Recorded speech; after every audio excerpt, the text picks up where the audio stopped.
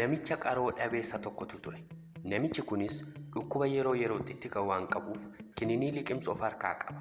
Maarree guyyaa tokko osoo qofaa isaa jiruu dhukkubni isaa waan itti ka'eef kininii isaa liqimsuu barbaade. Kininiin inni qabatee jirus firee 4 kan qabu 2 diimaa fi 2 cuquliisa ture. Kininiin kunis halluu isaatiin malee bocaanis ta'e guddina isaatiin wal fakkaata. Namichi kunis kininii kanneen keessaa diimaa tokkoo fi cuquliisa tokko liqimsuu qaba. Kana ala kan wal fakkaatu yoo liqimse isa miidhee ajjeesuu danda'a.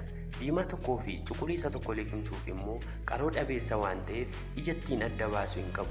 Mee namni kun kininii sirrii liqimsee lubbuu isaa oolchuuf maal gochuu qabattanii yaaddu? Osoo isin ta'ee maal gootu?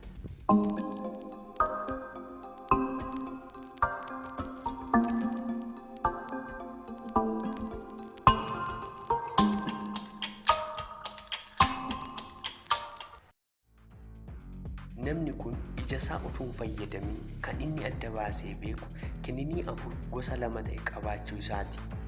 Kan inni barbaades gosa lamaan keessaa tokko liqimsuudha. Kanaaf akka lamaan isaa gosa tokko liqimsineef arfan isaa irraa qixxeetti caccabsee yoo liqimse dirqama kininii adda ta'e cabaa 2 liqimsa.